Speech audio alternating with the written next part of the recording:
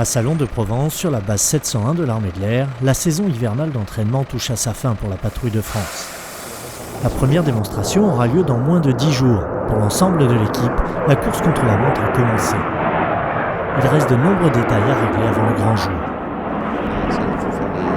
Au point central, le capitaine Azoul, officier de presse, présente au directeur le commentaire qu'il peaufine depuis 3 jours. Et au poste d'intérieur droit, c'est Skiva, le capitaine Guillaume Smets. Lui aussi est passé par Le but du commentaire, c'est de présenter au public les pilotes, d'expliquer la figure et d'accompagner la démonstration avec des petits détails techniques. Et pour le rendre plus vivant, l'officier de presse a trouvé une petite astuce.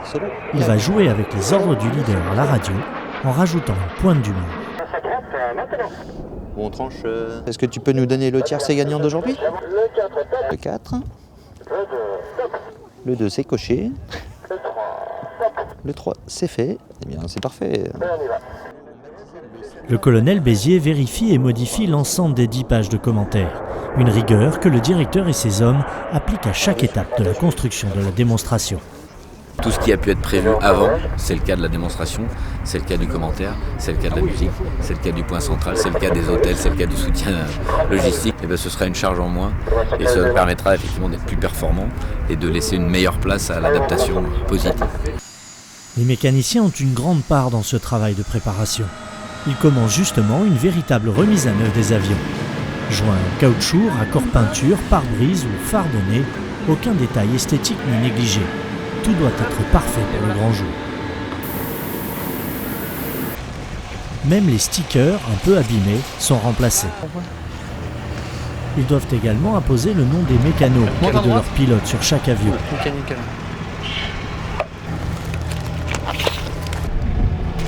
ça claque.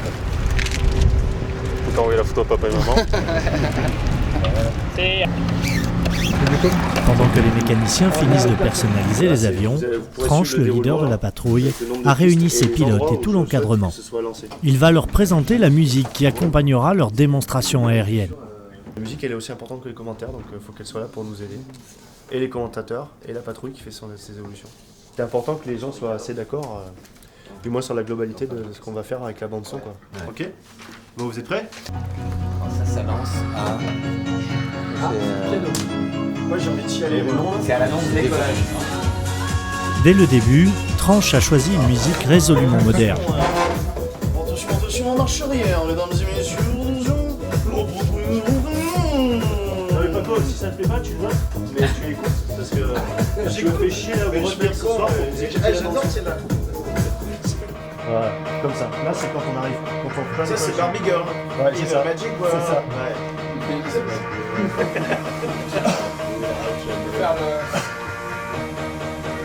Ma grand-mère, elle va pas aimer celle-là. Bob Sinclair, David Guetta, U2 ou encore Muse, les choix musicaux du leader n'ont décidément rien de traditionnel.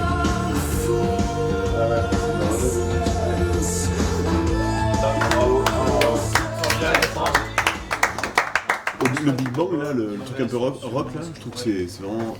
Là, bam, ça claque et tout, là, c'est vraiment top. Globalement, c'est toujours sur le rythme des DJ, Guetta et compagnie. Peut-être un petit peu trop.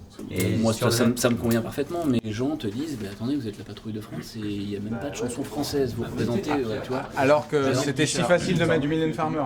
Exactement. Mais voilà, voilà la critique, à mon avis, qui va ressortir. Sur les sondages auprès de nos premiers spectateurs qui sont nos mécanos, ils me disent putain, Tranche, faut pas que tu nous mettes des trucs françaises avec de l'accordéon et tout là, parce que ça c'est gavant. Nous on en fait 5 ans de meeting, on le voit, et puis les gens avec qui on discute on le voit aussi. Donc tu vois, il y a deux types de gens. On peut pas plaire à tout le monde.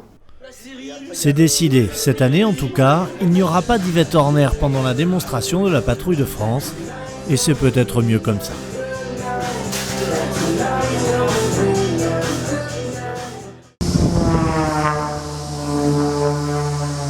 Toute l'année, Vanessa, Hubert, Hervé et Michel, les photographes et caméramans des équipes de présentation, photographient et filment nos pilotes pour la sécurité des vols ou pour la promotion de la patrouille de France et de l'équipe de voltige.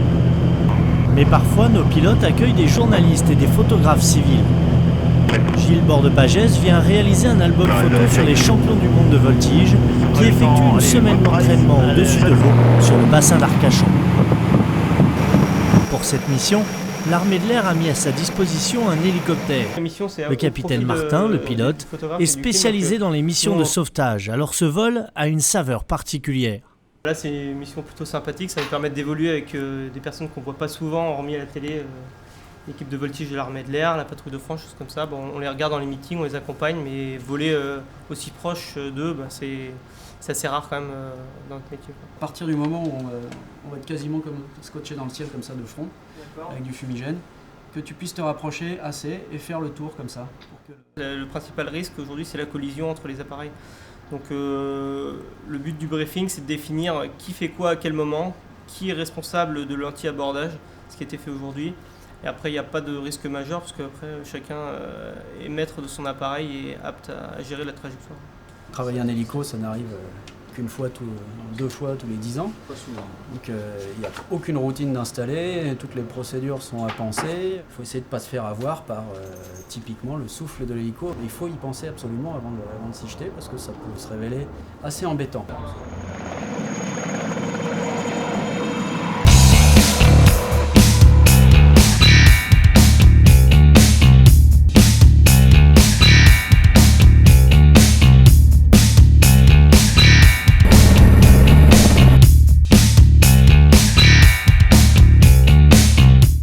De dingue, enculé.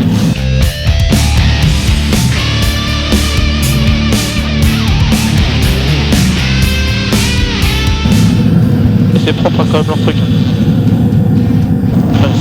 Ça c'est chaud quand même.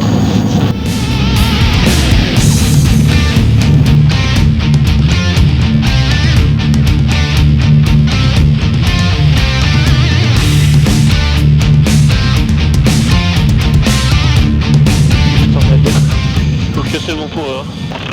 Ouais, vous pouvez sortir. Allez, c'est parfait pour nous derrière. Alors, ne pas se casser la figure quand on finit. Génial, hein? Ouais, c'était. Il y avait tout, il y avait la lumière, il y avait. Moi, la figure qui m'a plus impressionné, déjà, c'est ce qu'ils appellent a priori la savonnette ou le shampoing, bien que je ne sache pas exactement ce que ça veut dire. Mais bon, voilà, je pense. J'ai jamais été dans un avion quand ils faisaient ça, mais je pense qu'au niveau des tripes, ça doit pas mal remuer. Alors maintenant, de savoir si j'arriverai à supporter, je suis pas sûr. Si, là, c'était vraiment le sauvetage des belles images. C'est super. Merci et bon courage.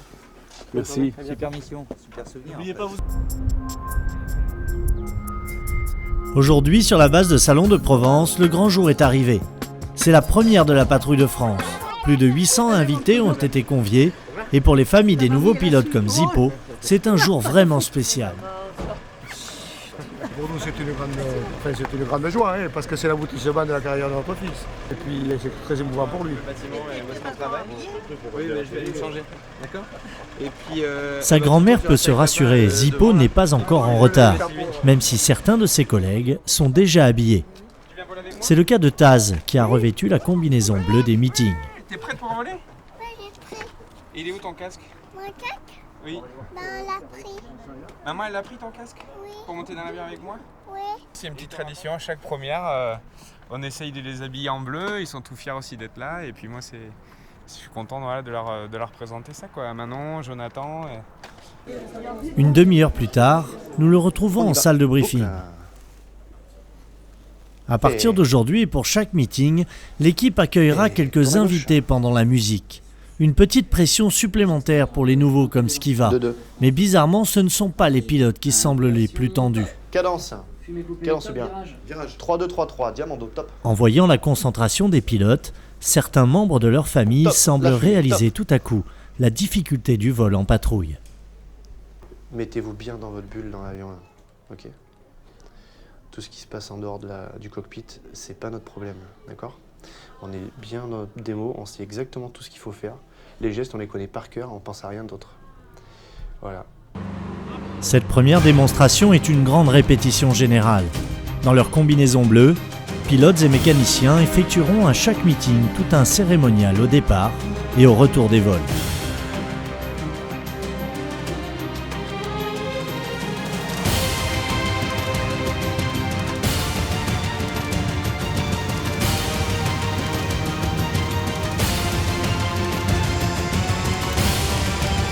Plongés dans leur bulle, nos pilotes semblent sereins, comme si cette démonstration n'était rien de plus qu'un simple entraînement.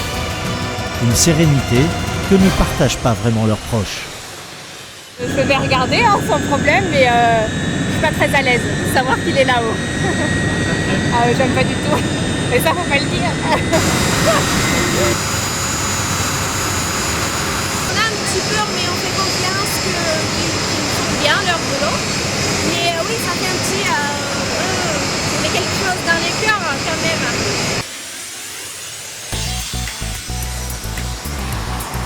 Nous souhaitons dédier cette première démonstration de la saison 2011 à nos familles, sans le soutien de qui nous ne serions pas ici aujourd'hui. Ça va être dramatique. Et ce n'est pas la seule dédicace du leader, car dans cette démonstration 2011, Tranche a tenu à rendre hommage à sa femme. Petit clin d'œil du leader à nos amis brésiliens. Vous êtes passé par ce mur qu'il a baptisé la cachoeira. C'est là. Brésilienne et qui signifie. Allez. Gabi est de Rio de Janeiro et elle a tout quitté pour suivre Tranche en France. Alors Cédric lui a dédicacé une figure sur un air de samba, la cachoeira. Je suis très fière. C'est quand même une belle pensée au Brésil et surtout à moi. À l'image de Gabi, ces 6 mois d'entraînement ont demandé beaucoup de sacrifices pour les familles des pilotes.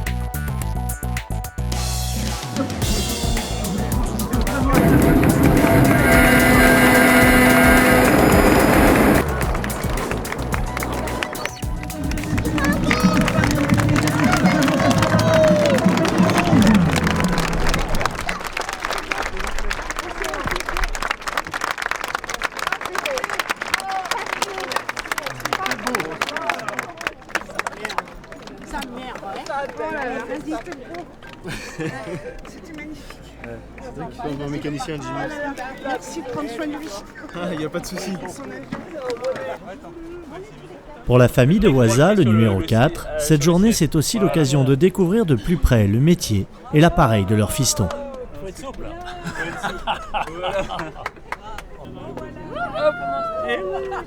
Je serais encore plus inquiète pour lui, je crois. Si jamais. Viens avec papa, Loulou. Il veut plus descendre. À la première échographie, le médecin nous a dit que c'était un garçon et que c'était un futur pilote, donc ça a l'air de se confirmer. Visiblement, la relève est assurée pour Waza. En attendant, il va essayer de profiter de cette dernière journée en famille. Car les mécaniciens préparent déjà les avions. Demain, on s'en va donc à Cambrai. Premier meeting. Ça y est, c'est le début, c'est parti. Plus de week-end. Si. Mardi, mercredi. Demain matin, la patrouille de France donnera le départ de 7 mois de meeting et d'exhibition en France et dans le monde. La première de la patrouille de France marque aussi le coup d'envoi pour la saison des meetings. Et l'un des premiers rendez-vous se situe en banlieue parisienne, au Salon du Bourget. Airbus, Eurocopter ou Dassault, l'ensemble des grandes entreprises françaises viennent ici pour signer d'énormes contrats. Tous nos pilotes sont également au rendez-vous pour représenter l'armée de l'air et assurer le spectacle.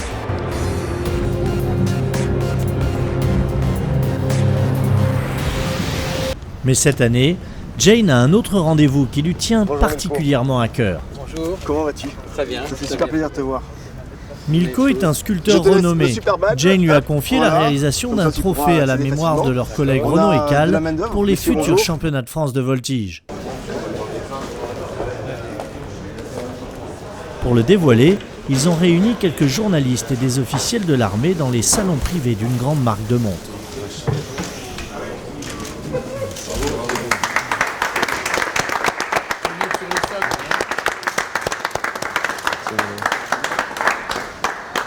Pour honorer la mémoire de notre super ami, l'équipe de voltige de l'armée de l'air a pris l'initiative de créer un trophée, le trophée Renaud et Cal, pour récompenser le champion de France élite de la plus haute catégorie de la voltige aérienne en France. Je sais que François Diraloche, il observe avec grand intérêt. Il ne te reste plus qu'à marquer le maximum de points pour pouvoir porter ce trophée entre les mains, pour le ramener chez nous à l'équipe de voltige. Voilà, merci à vous. De l'or, du bronze, du carbone, il aura fallu plusieurs milliers d'euros pour fabriquer cette sculpture. Tout le monde a mis la main à la poche, y compris les pilotes et les mécanos de la patrouille de France. Un bel hommage au vieil ami de Raloche.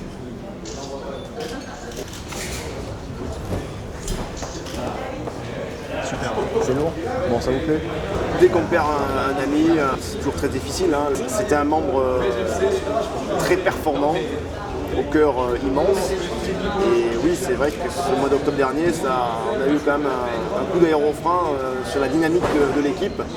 Et ça, il fallait redonner un petit peu d'élan et un petit peu de boost à tout ça. Et c'est sur ce genre d'initiative que l'on peut se projeter vers l'avenir et avancer. Bon, Raloche, je t'ai vu avec une certaine émotion. Forcément. Ça représente ce que le meilleur était capable de gagner, le meilleur d'entre nous. Marrant, hein, 2003, écale, 2007, écale, 2008, écale, 2009, écale, 2010, écale.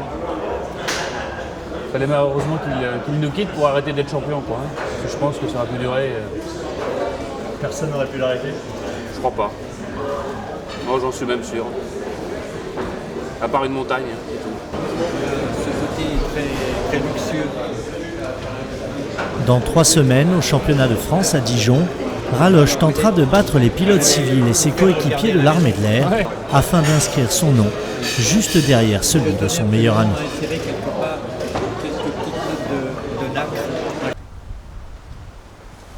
À Lançon de Provence, une petite commune à 5 km de la base de Salon, nous retrouvons Ludo, le remplaçant de la patrouille. Il est 7 h et la petite famille Bourgeon se réveille difficilement.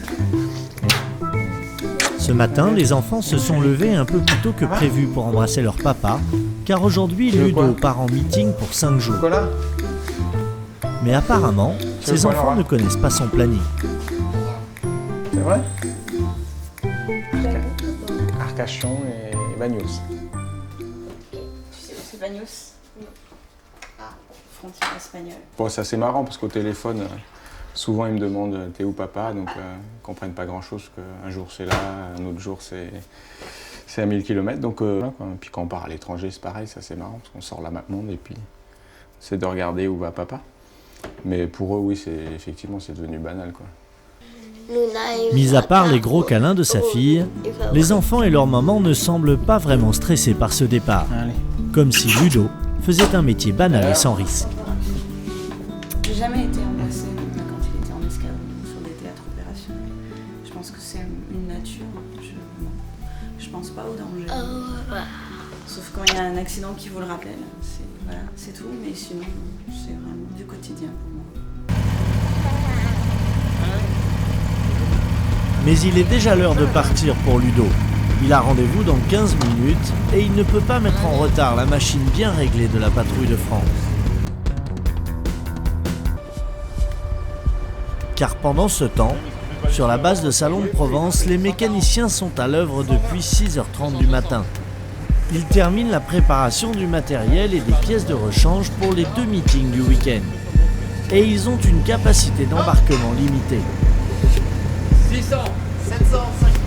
Une fois qu'on a mis toutes les pièces détachées, tout le matériel nécessaire à nos déplacements sur plusieurs chariots, on vient peser de façon à donner les bonnes informations au commandant de bord qui sache quelle charge vient avec nous. 320 et 330.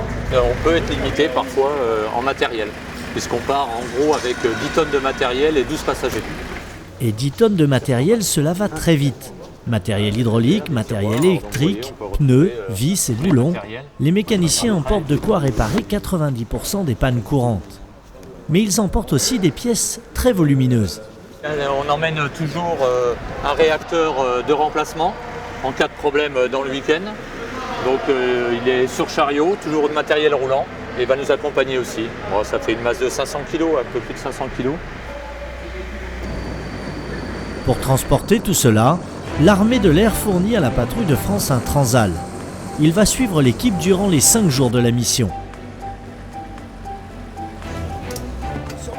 Les mécaniciens de la PAF aident l'équipage à embarquer et fixer l'ensemble de la cargaison.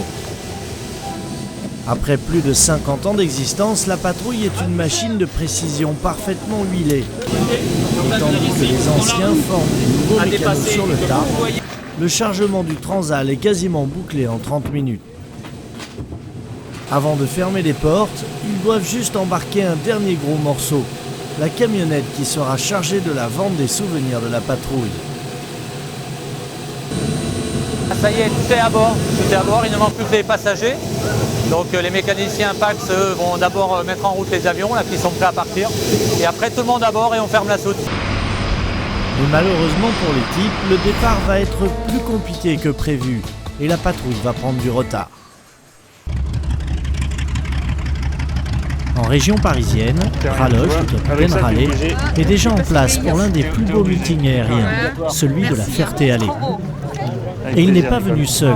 Pendant ces 4 jours, il est accompagné du capitaine Orlovski, surnommé Popov. Il vient tout juste d'intégrer l'équipe et pour lui, ce meeting a une saveur particulière.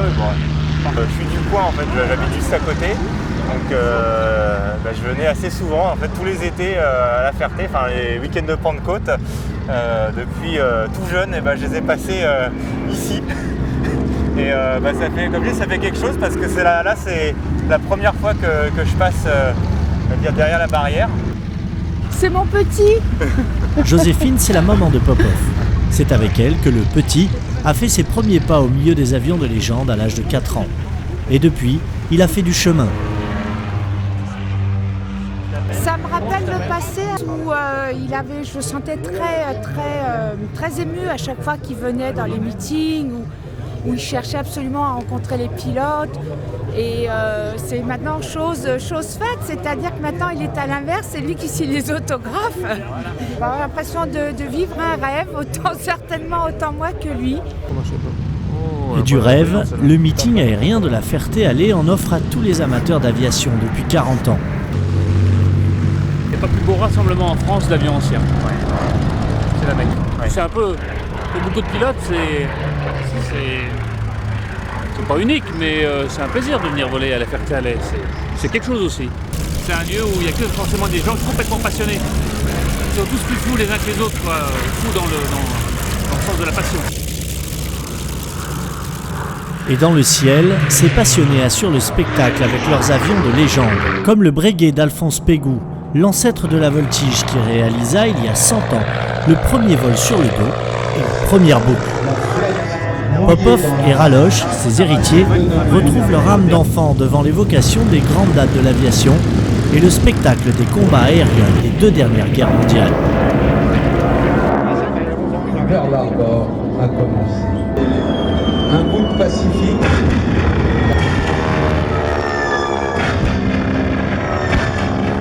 Et là, tu dois être régalé là.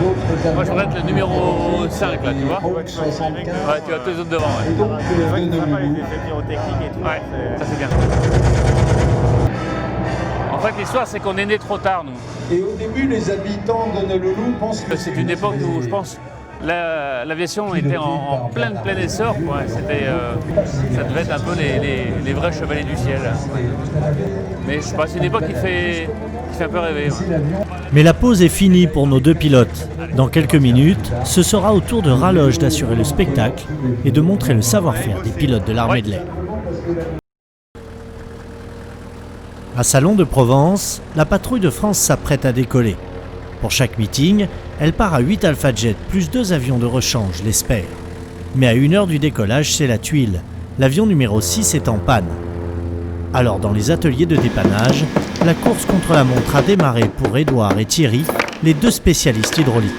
En fait, ce matin, la préparation de l'avion, il y a eu une fuite au niveau des aérofreins, donc le vérin fuyait au niveau du joint. Pour éviter la panne au niveau du meeting, on va changer le vérin maintenant. Voilà. Si les mécaniciens ne réparent pas à temps, la patrouille devra partir avec un seul avion de rechange.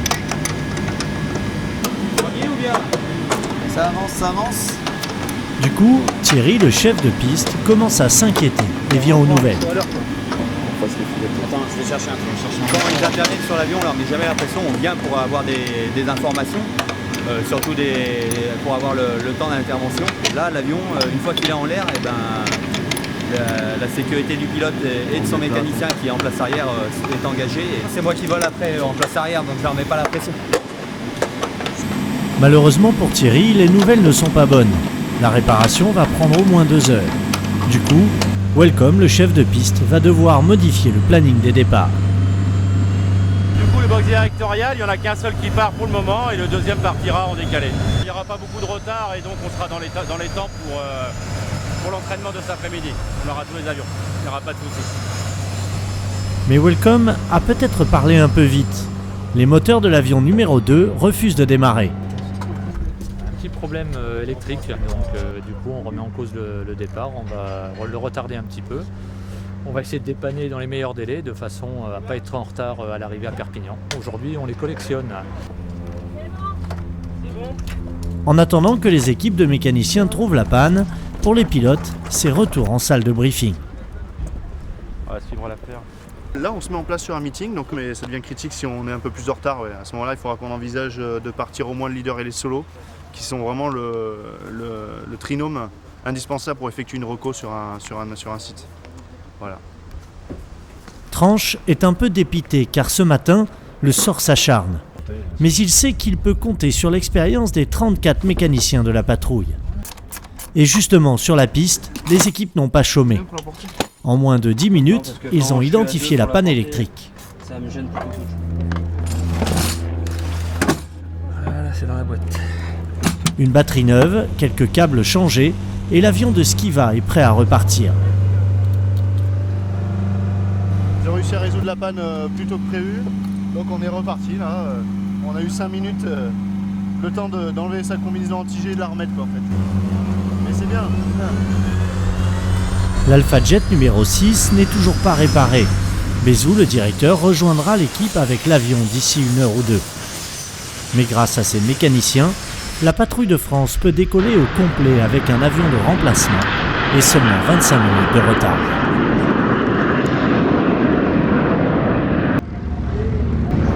À la Ferté-Alais, Raloche est lui aussi sur le point de décoller.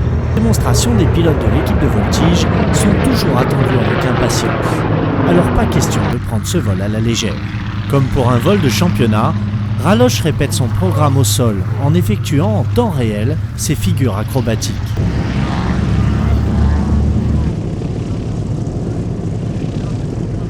La caméra va venir faire quelques passages franches pour admirer les magnifiques décorations de l'appareil aux couleurs de l'équipe de voltige de l'armée de l'air.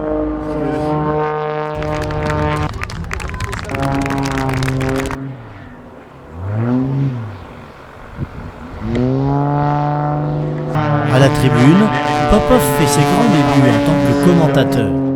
Et à part quelques petits problèmes de musique, il s'en sort plutôt bien. La voltige que vous voyez aujourd'hui est dite voltige freestyle, c'est-à-dire que le pilote laisse libre cours à son imagination, bien entendu en ayant préparé le vol. Et donc pour vous, le capitaine Raleigh va venir vous saluer à sa manière. Vous allez voir que l'Extra 330 est capable de saluer également son public. Vous pouvez l'applaudir.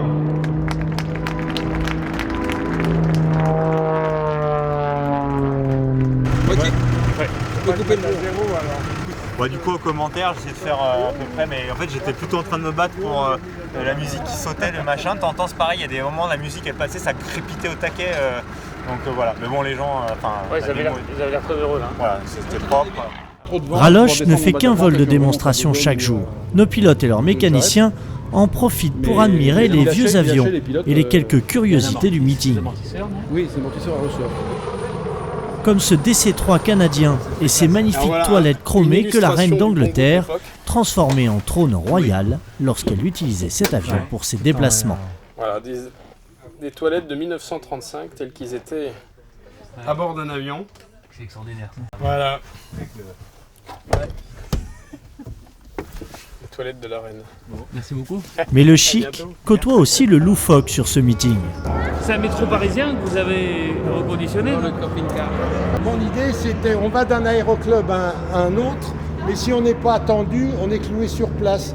D'où mon idée de faire un mini cargo avec une petite bagnole qui rentre dedans. On s'est aperçu après qu'on pouvait emmener 4 il y a des dingues.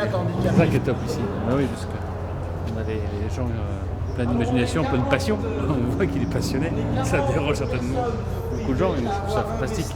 Bon, en fait, c'est un avion tout creux. Malheureusement pour ce géo trouve-tout de l'aviation, les autorités lui interdisent de faire décoller sa caravane cargo. Mais pas sûr que nos amis aient tenté l'aventure de toute façon. Non mais on n'a pas de chance parce qu'il n'y a pas de droit de voler, donc on s'en sort bien. C'est énorme, énorme.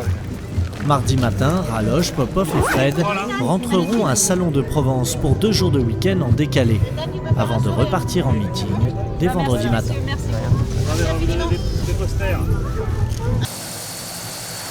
Dans le sud de la France, le Transal vient de rejoindre la patrouille de France sur l'aéroport de Perpignan. Il n'y a pas une minute à perdre pour les mécaniciens. Ils ont moins d'1 quart d'heure pour décharger le matériel nécessaire à la maintenance des avions. Dans 1h30, la patrouille doit décoller pour son entraînement. De leur côté, les pilotes ont déjà transformé un bureau de l'aéroport en salle de briefing. Avant le vol, chaque pilote effectue des tâches qui lui sont réservées. Tonio s'occupe de la météo, Pilou des fréquences radio avec les contrôleurs aériens. Merci beaucoup, madame. De son côté, Stéphane Azou, l'officier des relations publiques, accueille les quelques invités et la presse locale. D'accord. Voilà, exactement. Et après, il y a 45. Merci beaucoup. Tandis que la patrouille répète son vol en effectuant la musique aux ordres du leader, un passager très spécial part s'équiper pour voler. C'est Willow, le pilote qui a miraculeusement survécu au crash de son appareil durant l'entraînement il y a quelques mois. Hey Willow, je l'ai avec mon frangin quoi. Non. Hey, what else? C'est le signe de reconnaissance de l'aile gauche. 357. Donc le 357. Et mais c'est absolument top secret. Hein. Je sais très bien avec qui je vole, je sais que mon équipe, je peux leur faire confiance à 100%. Et absolument aucune appréhension. J'aime trop ça pour avoir le moindre soupçon de quel que soit. C'est un vol un petit peu particulier en sens que il remonte avec nous dans l'avion. C'est pas rien.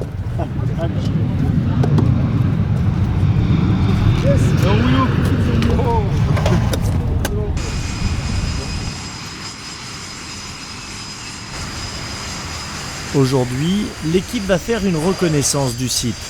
Toute la difficulté du travail de la patrouille, c'est de changer sans cesse de lieu de démonstration. Alors le leader et les 2 solos vont devoir définir des repères afin de calibrer leur démonstration dans ce nouveau lieu. Désolé, je vais revenir Pélissane pour le ruban 34 début. Reçu, donc au début tu étais perte, tu t'es fait un peu pousser. Ensuite, ils peuvent réaliser un entraînement complet de la démonstration qu'ils produiront devant les 20 000 spectateurs attendus dimanche en bord de Méditerranée. À la descente de l'avion, Paco et Willow sont apparemment aux anges. Oh bon Dieu! Vous mariez tous les deux? Hein? Les potes de promo là. Tu m'étonnes. Formidable, souvenez-vous. Ça me rappelle des bonnes choses. Il y a de bonnes ondes là-dedans. C'est quelque chose qui est hors norme. Au niveau esthétique, au niveau physique, au niveau... Ouais, c'est surnaturel ce vol. Ce type de vol à 8, c'est incroyable. Et ça me rend toujours aussi enthousiaste. Yes, c'est bien cool. Excellent. Après cet instant émouvant pour Willow et ses camarades, la patrouille doit garder le rythme. Pendant que les mécaniciens effectuent les vérifications d'après-vol, les pilotes rejoignent leur hôtel. Durant la saison des meetings, la patrouille fonctionne comme un groupe de rock en tournée. Mais pas question de se prendre pour des stars. Ici, pas de manager. Ce sont les pilotes qui se chargent de l'organisation. Et comme ça, je sais qui et où. C'est fantastique, non? Je m'occupe de la logistique.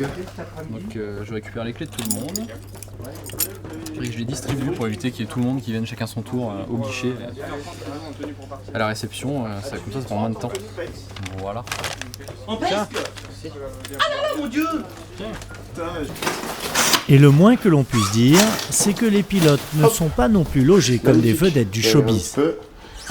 Écran plat, 1 mètre cube, impeccable. Ah oui, il y en a un deuxième, 2 mètres cubes. ouais, c'est grand luxe. Non, c'est parfait. C'est exactement ce qu'il faut. Et une chambre d'hôtel idéale pour nous, c'est ça. C'est une chambre d'hôtel qui soit pas trop bruyante, pas trop près d'une route, et puis qui ait un lit avec une douche, voilà. S'il y a un peu de wifi, c'est bien, ça permet de communiquer avec les enfants et tout en Skype pour dès qu'on a l'occasion. Et puis voilà. Il va falloir que j'y aille, je suis désolé. La douche. Cocktails, dîners officiels, conférences ou inaugurations. Durant la saison des meetings, la patrouille a chaque jour des obligations. Mais certaines sont plus agréables que d'autres. Ce soir, l'équipe a été invitée au festival de jazz de l'Hospitalet à côté de Narbonne. Au programme, Manu Dibango, un célèbre artiste camerounais.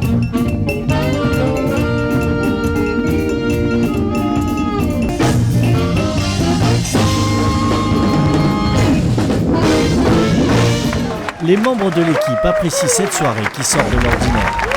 Malheureusement, les pilotes doivent repartir à leur hôtel. Demain matin, ils doivent se lever très tôt, destination Bordeaux, pour mettre en place le second meeting du week-end.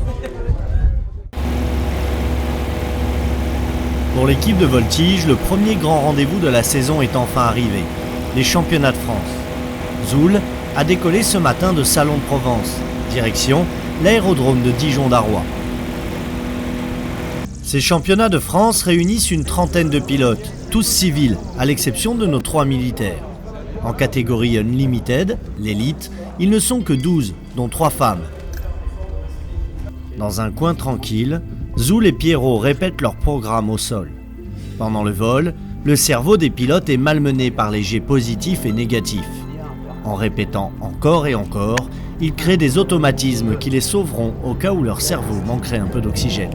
Mais cela leur permet aussi d'évacuer et de maîtriser le stress. On réussit à l'entraînement la plupart du temps. Sous le coup du stress et de la compétition, on peut le louper, on n'est pas à l'abri de tout ça.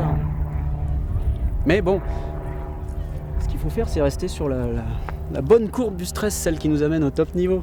Il ne faut pas que ça devienne que tu aies la boule là, comme ça, dans la gorge et que tu perdes tes moyens. Et ce matin, le stress, c'est bien le pire ennemi de Raloche. Après sa 9e place au dernier championnat d'Europe, il doit montrer qu'il a bien sa place en équipe de France. Il aimerait aussi faire un beau résultat en mémoire de Renaud Ecal, son ami et mentor qui s'est tué il y a 8 mois. Et pour couronner le tout, il passe en premier ce matin. Alors oui, aujourd'hui le stress, il connaît. Je sais pas si on a un beau métier là. Aujourd'hui il est moins beau.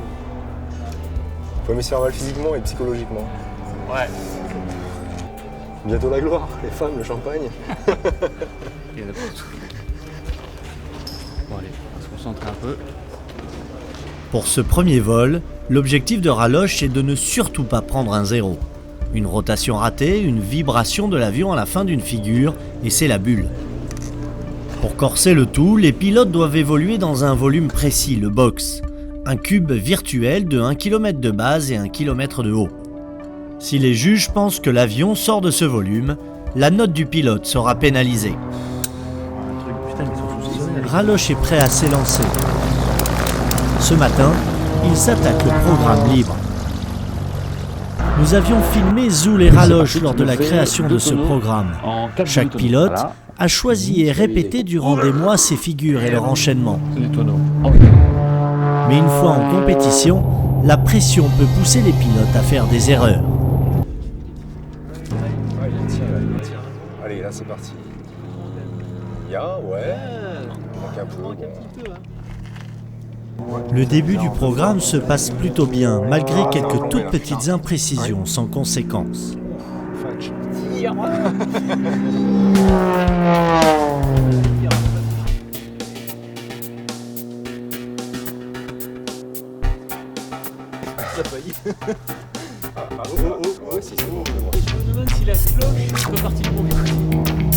Si Raloche s'est bel et bien trompé, les juges noteront cette figure 0.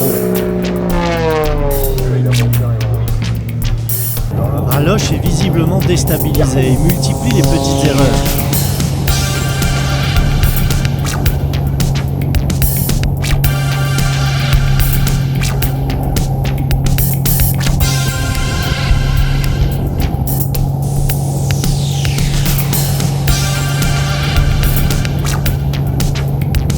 Alors à l'arrivée, c'est la déception. Compléné là. C'est catastrophique. Ouais, il était presque. Et je le fais toujours à 220 et je coche le ballon, j'ai 180, j'ai plus rien dans le buffet. Donc, et après tout est cata, je me retrouve au-dessus d'eux. Oui, j'ai vu. Ouais. Oh, putain, ça trouve vraiment les boules. Hein. Putain de merde. Quoi. Et c'est au tour de Piero Varlotto de s'élancer. Qu'est-ce qu'il fait? On va pas attaquer comme ça quand même. Putain, si. Piero s'est concocté un programme dynamique qui devrait plaire aux juges. Ces vols sont extrêmement durs psychologiquement, car les pilotes jouent des mois d'entraînement en 4 minutes seulement.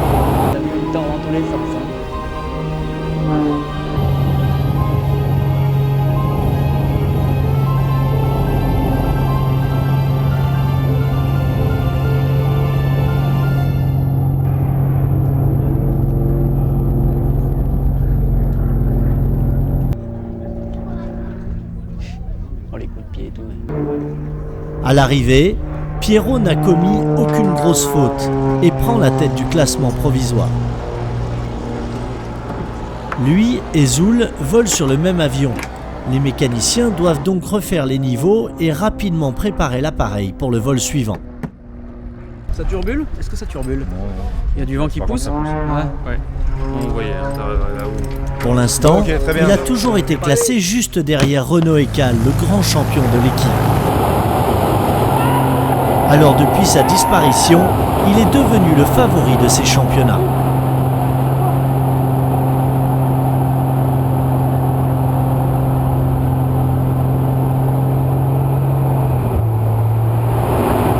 Et dès ce premier vol, Zoul va relever le défi et enchaîner ses figures avec maestria.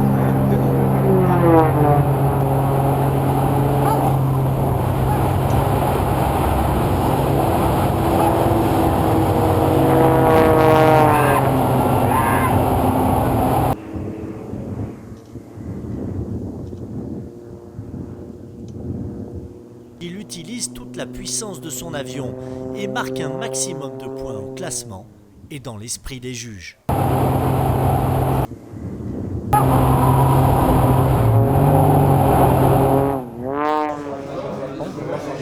À la publication des résultats du premier vol, les nouvelles sont bonnes pour Zoul et Piero.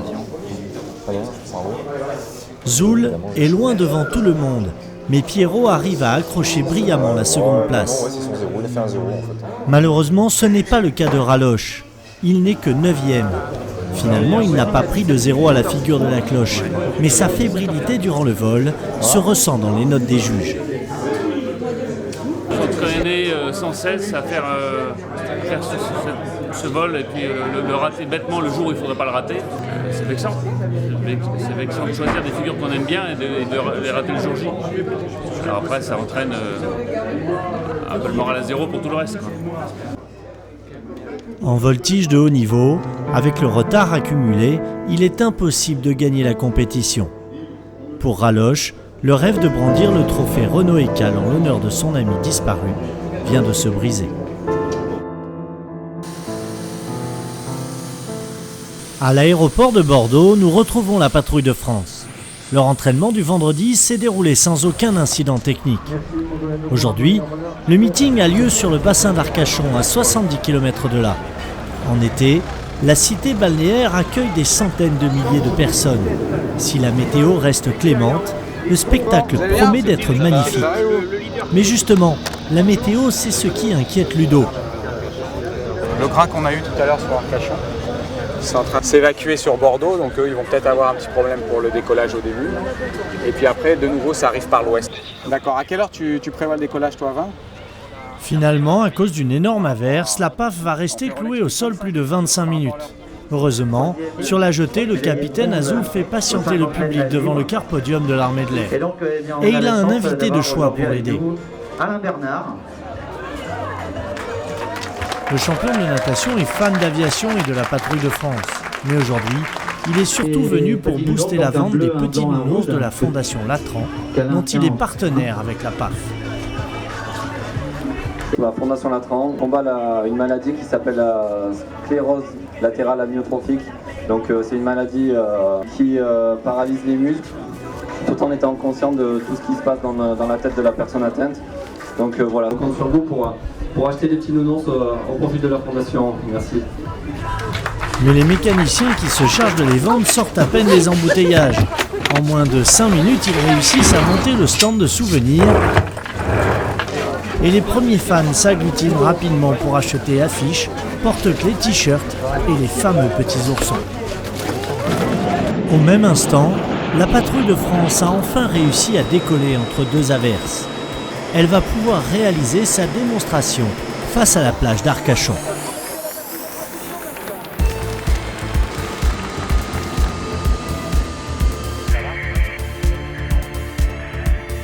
Évoluer au-dessus de l'eau est un exercice difficile pour les pilotes. En l'absence de relief comme des collines ou même des arbres et des maisons, ils peuvent avoir du mal à évaluer l'altitude réelle. Un problème de perception qui augmente les risques de collision avec le sol et entre avions. Mais une fois de plus, l'expérience et les centaines d'heures d'entraînement permettent à ces pilotes d'exception d'assurer le spectacle.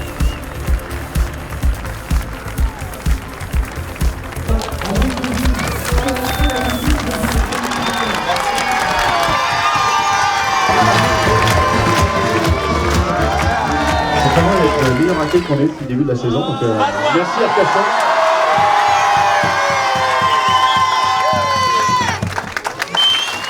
Aujourd'hui, c'est un événement particulier car nous allons remettre un premier don à la Fondation Thierry Latran. Donc je vais appeler Alain Bernard et Valérie Degrone, qui la Fondation. Valérie, la Patrouille de France 2011 te remet un chèque d'une valeur de 10 000 € pour la recherche contre la maladie de Charcot.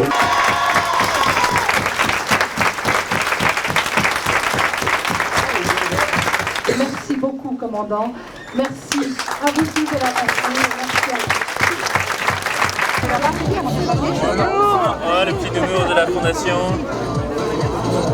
Aujourd'hui, c'est un moment symbolique qui marquait auprès du public notre engagement auprès de la Fondation. Parce que je pense que c'est le sens un peu de l'action de la patrouille de montrer cette image de partage et de soutien des gens qui sont aussi dans le besoin et dans la difficulté. Si ce geste de solidarité est naturel pour Waza, le bain de foule l'est beaucoup moins. J'imaginais pas du tout ça. Surtout quand on est militaire, on est rarement confronté au public. Mais ça, c'est vraiment génial. Hein. J'ai connu sur la main. Bravo. Ça fait vachement plaisir de voir qu'on arrive à partager quelque chose. Et c'est toujours aussi sympa, même après 3 ans, d'avoir des gens qui applaudissent et qui sont contents. Ça veut dire qu'on a fait le métier, on a fait le boulot. Et cette communion avec le public, Paco en profite pleinement car l'année prochaine, il quittera la patrouille pour replonger dans l'anonymat. Je profite à 200% de ski, de l'aventure que je vis là pour le moment et ça sera une page qui se tournera. Il y aura une petite nostalgie en pensant à ces bains de foule ou... Je peux pas te le dire. Peut-être, oui. Peut-être des aspects qui manqueront. Après un bain de foule d'1 heure et demie et plusieurs centaines d'autographes signés, les pilotes doivent comme à chaque fois honorer leur présence à la mairie de la commune et profiter des petits fours qui sont la plupart du temps leur repas du soir. On va être obligé, hein. Ah oui, là. En termes de préparation d'athlètes de haut niveau, ça c'est 6 mois d'entraînement flingué. Hein. Moi je m'en fous. Voilà. Avec le cross que tu as fait ce matin et celui que tu fais demain. Au championnat de France de voltige, les 12 pilotes de la catégorie élite effectuent leur second vol noté. Et pour faire les meilleurs scores, les pilotes n'hésitent pas à pousser leurs avions au maximum de leurs possibilités. Bah écoute, bon boulot. On n'a pas vu beaucoup d'erreurs. Par contre, il y a gros facteur de charge. 11-1. Oh putain de merde. 11 G de facteur de charge, cela signifie que le pilote et son avion ont pesé 11 fois leur poids durant une figure. Pour Zoul, le risque, c'est un gros mal de tête. Pour l'avion, cela peut avoir déformé sa structure, car pendant quelques secondes, sa masse est passée de 700 kg à plus de 7 tonnes. Du coup, François doit immédiatement appeler Gilles, le mécano du fabricant de l'avion. Bon, il va falloir que tu viennes d'urgence au terrain. Parce que j'ai pris 11,1 avec le 5. J'ai fait un facteur de charge. 11,1. Ah, il a raccroché. Les fameux 11G ont été enregistrés par les capteurs et l'ordinateur de bord de l'avion. GG, Freddy et Gilles, les mécaniciens, doivent rapidement envoyer toutes les données au constructeur en Allemagne. La seule personne qui est habilitée à donner une autorisation de vol en déplacement de facteur de charge, c'est l'usine.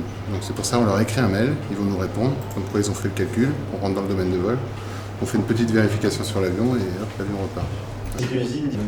L'avion on l'a sur place, on le démonte et retourne à l'usine pour un examen un peu plus approfondi. Voilà.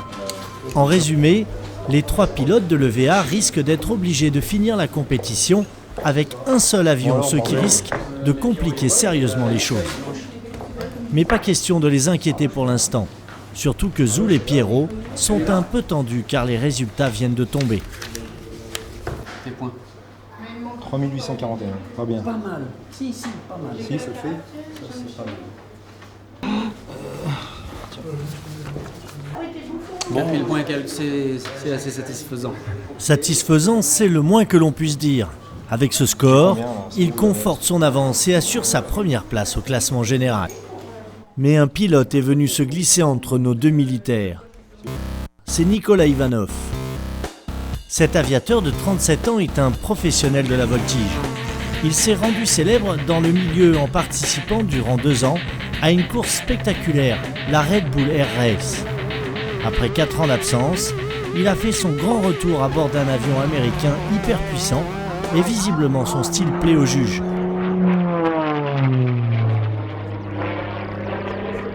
Pierrot qui perd sa seconde place, raloche au fond du classement et un avion qui risque d'être immobilisé. C'est le moment qu'a choisi Jane, leur chef, pour venir remonter le moral des troupes. Bon, qu'est-ce que t'as branlé, putain, pourquoi t'es 3ème, ça va pas du tout ça 30 points. Ah, t'as vu les résultats? Mais le capitaine Kamliti a une arme secrète dans ses bagages. Attention, c'est fragile. Il apporte le fameux trophée Renault Écal qu'il avait dévoilé au Bourget. Ouais. Ah, je suis content d'être là. Ah, c'est génial. Je suis content d'être là. D'abord parce que j'aime bien être content. Et j'aime bien être là. Voilà, c'est exactement ça. Bon, je vois qu'il y a l'homme à abattre là-bas, il est là. On va aller lui tirer les oreilles. Bonjour Nico. Très bien, toi, bonjour. C'est une nouvelle inconnue? Non, c'est une proposition de cigare. D'accord. Non, parce qu'en fait, on va tout changer là. Et d'ailleurs, il faut que je t'offre à boire ce soir. Pourquoi? Non, comme ça, juste comme ça, par amitié. T'inquiète pas, mais je resterai entre vous. Hein. Ah, ouais. Voilà, bon, ça gagne. Maintenant, Jane doit aller voir Raloche et tenter de lui remonter le moral. Mais là, les choses s'annoncent beaucoup plus difficiles. Ça gaze? Non. Comment ça, non? On a encore un vol demain, c'est fini, hein. Encore un vol. Pas fini. Ah oui, c'est pas fini, ouais, je vais gratter une place, peut-être, on va savoir, 2 places. T'es dans le fond, quoi. En surface. La bonne nouvelle, par contre, c'est que l'usine allemande qui fabrique l'avion l'a déclaré apte à voler. Freddy va malgré tout vérifier méticuleusement que l'overg n'a pas abîmé une charnière, une soudure ou des commandes importantes de l'avion. L'Extra 330 doit être en parfait état pour que demain, Zoul et Pierrot puissent aborder sereinement leur combat final avec Nicolas Ivanov pour le titre de champion de France. À Bordeaux, pilotes et mécaniciens de la patrouille de France sont prêts à décoller. Destination Perpignan. La météo est redevenue clémente. Aucun problème mécanique à signaler sur les Alpha Jet. La patrouille décolle à l'heure prévue. Bref, une journée qui commence bien. Mais avec la PAF, on n'est jamais à l'abri d'un rebondissement de dernière minute. Tandis que les turbines du Transal montent en pression, l'équipage stoppe soudain la procédure de démarrage. Ce qui se passe, c'est qu'on a un circuit oxygène pour le secours équipage. Et sur ce circuit oxygène, on a le petit boîtier ici, là. C'est un régulateur de pression. Ce régulateur, il a une fuite. Et tant que la fuite n'est pas résolue, on ne peut pas partir. Le problème, c'est que sans le Transal et son chargement, le meeting de l'après-midi sera annulé. Du coup, tout le monde est sur le pont pour trouver le moyen le plus rapide de réparer la panne. Je confirme, il y en a une en lot à Évreux. Où nous, s'il faut, on peut prélever sur le R86. D'accord, il te faut l'ordre de qui pour Bonne prélever ? nouvelle, plusieurs pièces de rechange sont disponibles. Mais mauvaise nouvelle, la base des Transal est à Orléans, à 400 km de là. Il faut maintenant trouver le moyen le plus rapide de la rapatrier. Pour le colonel Bézier, à l'autre bout du fil, il n'y a qu'une solution possible. Il va aller récupérer la pièce en personne. Info, le solution AlphaJet. Donc ils vont décoller de Perpignan, se poser à Orléans à 13h10 estimé, se poser ici à 14h15. On change la pièce et on part dans la foulée. D'accord. 2 heures plus tard, comme prévu, les 2 AlphaJet de la patrouille de France arrivent avec la pièce de rechange. Pendant que le mécanicien du Transal fonce effectuer la réparation, les mécaniciens de la PAF refont le plein des appareils et chargent les éléments indispensables pour Hubert, le caméraman qui fera le point central. Les 3 radios et ton sac. Le gros sac bleu de sport. C'est bon ? Ouais, je pense que c'est bon. Toi, t'es rentré aussi, donc c'est nickel. Et là maintenant l'objectif c'est de se poser assez tôt pour puisse faire la démo parce qu'en fait on a la zone qui est réservée jusqu'à une certaine heure, donc malheureusement on devra annuler si jamais on n'est pas à l'heure. Ah là c'est un peu la course contre la montagne. 30 minutes plus tard, tout est prêt pour que le Transal et les 10 AlphaJet puissent décoller. Ça le met à 16h30 là-bas, ça va être bon. Ça va être bon. C'est une bonne journée. Avec les 3 heures de vol des 2 AlphaJet, la réparation aura coûté un peu plus de 7 000 €. Une somme importante. Et l'annulation de la démonstration aurait eu des conséquences désastreuses pour les organisateurs du meeting de Perpignan et pour l'image de la patrouille de France.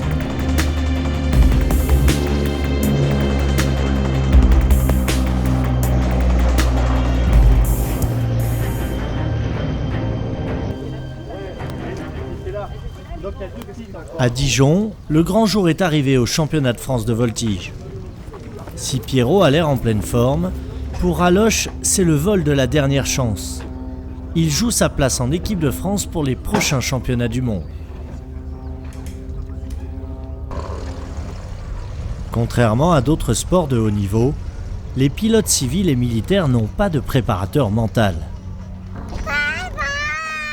Alors la femme et Mathilde, la fille de Raloche, sont venues à la rescousse pour essayer de le détendre avant ce vol fatidique.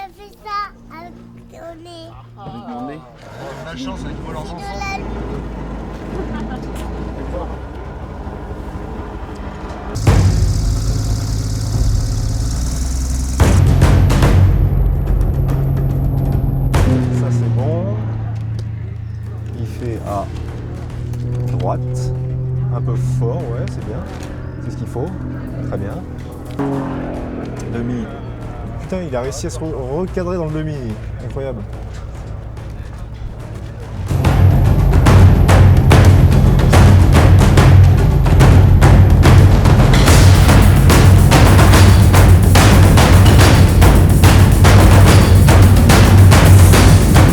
Allez, c'est la dernière. Fin des souffrances. À part quelques petits détails, le vol est nettement meilleur que les précédents. Ah, c'est bien, c'est bien. Alors à l'arrivée, le moral est remonté d'un cran et Raloche a retrouvé le sourire.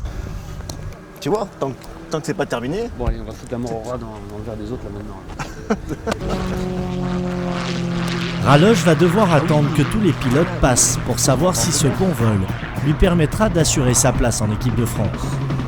Pour ses camarades, leur sort dépend beaucoup d'un adversaire redoutable qui reste en embuscade entre les 2 Français, Nicolas Ivanov.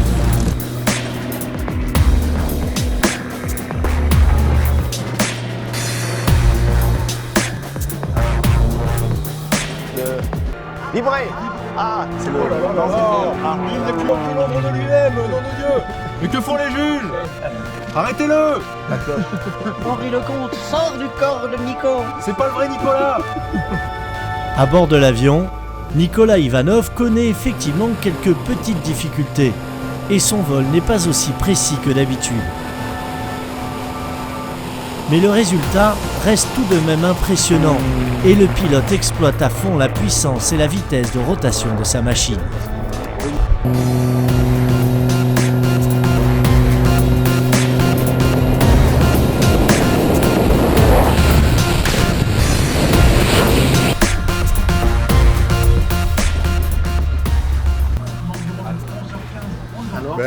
Ça va être difficile de garder cette place bien au chaud entre vous deux. Entre les deux petits bleus, mais... Ouais. Mais c'est très bien, très bien. Mais Pierrot n'a pas encore volé, donc... C'est pas grave, hein. Non. Quand même, t'as mal dormi cette nuit, hein. C'est l'essentiel. Désormais, Zoul a son destin en main. S'il ne commet aucune faute et ne prend pas de zéro, son avance sera suffisante pour décrocher le titre de champion de France. Alors côté mécanicien, on bichonne l'avion pour que rien ne le perturbe. Nous, mécaniciens, on a peut-être le stress que le pilote loupe son vol à cause d'une petite erreur de notre part. On est là pour qu'ils ne pensent qu'à leur vol, quoi. D'ailleurs, c'est ce que nous envient un peu tous nos pilotes civils, c'est qu'ils n'ont pas un mécanicien à chaque fois avec eux pour s'occuper de la machine et de gérer tous les à côté sur l'avion, quoi. Une machine bien préparée, un pilote bien préparé égale un champion de France, on va dire. En tout cas, une fois dans son avion, Zoul est bien décidé à ne rien lâcher. Et il a une méthode de motivation étonnante avant chaque décollage.